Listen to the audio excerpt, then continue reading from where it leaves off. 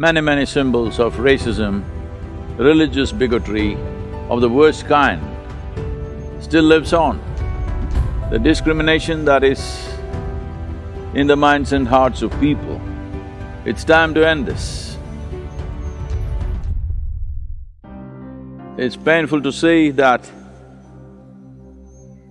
even now, in 21st century, so many incidents of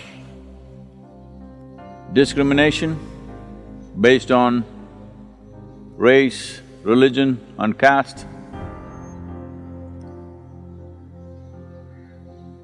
And it's also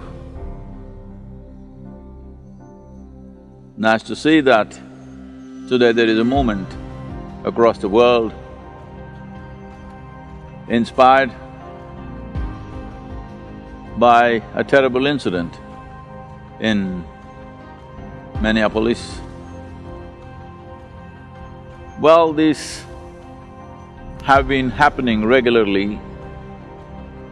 Above all, though largely the laws enacted in almost every democratic country has kind of stabilized into an equitable process. Still there are nations where legally there is discrimination, but above all, the discrimination that is in the minds and hearts of people. For this to go, there needs to be a movement not on the street, but in every home, every workplace, and on the street, not necessarily in the form of a protest, but it is needed. And it's really heartening to see, particularly in UK, many symbols of racism of the past, of slave trade, are being pulled down. But still in India, many symbols of racism, religious bigotry of the worst kind still lives on. There are entire towns named after the worst kind of religious tyrants. Aurangzeb, who in his lifetime is estimated to massacre nearly 4 million people just on the basis of religion, imposing taxes on people who belong to a religion which is not theirs. Still towns are named after them, streets are named after them, statues of British imperialism, which essentially represented a racist attitude towards the Indian people, still lives on.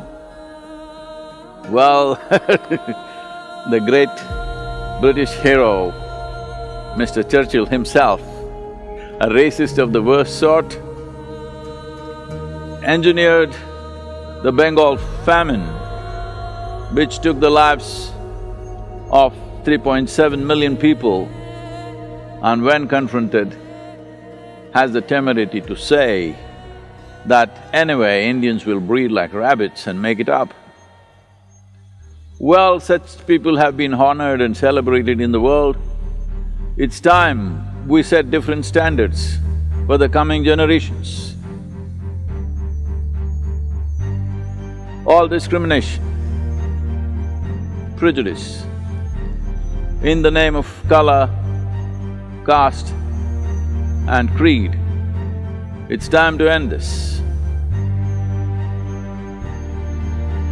Our African-American friends in the United States are asking me, Sadhguru, we need your support. Well, the color of my skin itself is a support, and I've spoken strongly about this. But if you think I must take the knee, well, your clenched fist, if it is not directed against anybody, if it is only against prejudice, it is not against people of certain descent, but against prejudice against racism, against injustice perpetrated in the name of caste, creed and race, well, I will raise my fist also for you.